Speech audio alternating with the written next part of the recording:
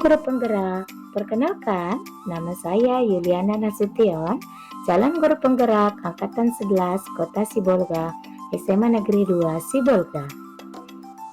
Perkenalkan juga, berikut fasilitator dan pengajar praktik saya.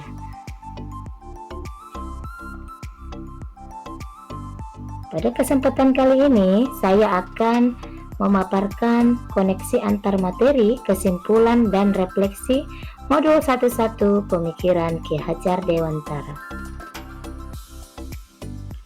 Kesimpulan dan refleksi terhadap pemikiran Ki Hajar Dewantara berhubungan dengan 3 pertanyaan. Yang pertama, apa yang saya percaya tentang murid dan pembelajaran di kelas sebelum saya mempelajari modul 11? Yang kedua, apa yang berubah dari pemikiran atau perilaku saya setelah mempelajari modul ini?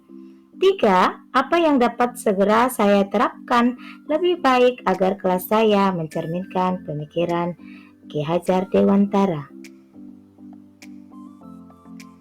Yang saya percaya tentang murid dan pembelajaran di kelas sebelum saya mempelajari modul 11 adalah guru harus selalu dihormati terlebih dahulu dan jadi pemeran utama dalam pembelajaran.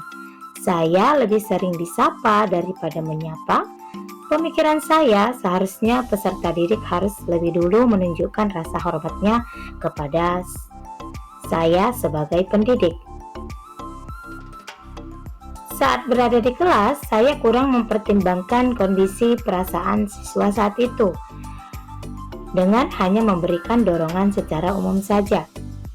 Selain itu, saya juga berpikir bahwa pembelajaran dengan memaparkan materi terlebih dahulu akan menambah pengetahuan mereka semakin luas, sehingga sering saat pembelajaran berlangsung, metode atau model pembelajaran yang diberikan tidak mempertimbangkan minat atau bakat dan kesukaan peserta didik, sehingga tujuan pembelajaran sering tidak tercapai.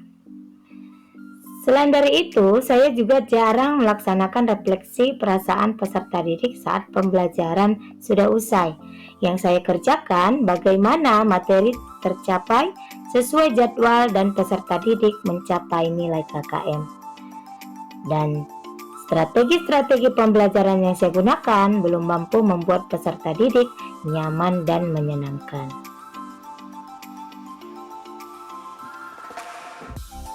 Beginilah kegiatan proses belajar mengajar sebelum mempelajari modul 11, yaitu Teacher Center, di mana kegiatan yang saya lakukan di kelas didominasi oleh saya, dan saya biasanya lebih banyak memberikan metode ceramah, sehingga banyak siswa yang ngantuk, yang tidak konsentrasi, dan sebagainya.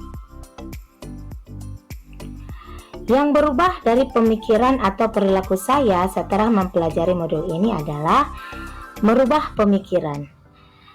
Dalam memberikan pengajaran, saya sebagai pendidik, saya harus merubah pikiran bahwa guru bukan satu-satunya sumber belajar.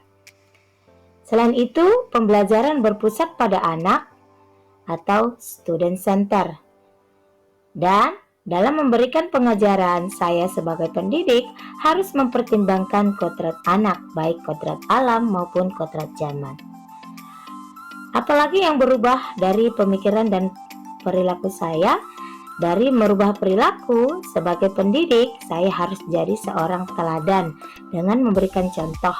Sebelum disapa, peserta didik tidak ada salahnya saya yang menyapa terlebih dahulu.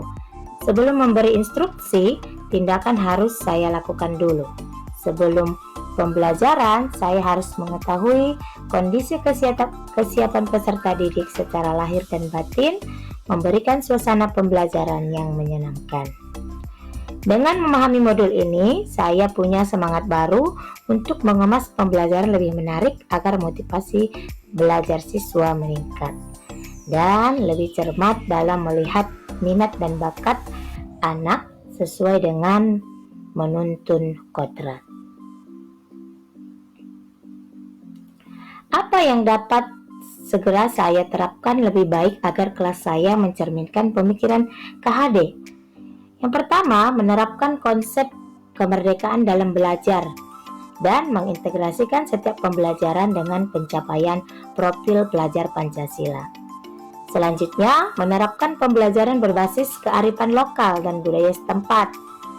Merancang pembelajaran yang interaktif dan menyenangkan dengan melibatkan peserta didik, mengutamakan aspek budi pekerti, menerapkan sistem AMONG atau pendidik yang menuntun bukan menuntut, serta menerapkan pembelajaran sesuai dengan kodrat anak, baik kodrat alam dan kodrat zaman. Kesimpulan, pendidikan adalah menuntun anak sesuai dengan kodrat alam dan zaman. Pendidikan sejatinya adalah yang berpihak pada murid. Guru dan murid berkolaborasi untuk menciptakan kedalaman spiritual, intelektual, dan sosial untuk mencapai keselamatan dan kebahagiaan sebagai manusia individu atau anggota masyarakat. Demikian pemaparan dari saya. Terima kasih. Salam guru penggerak.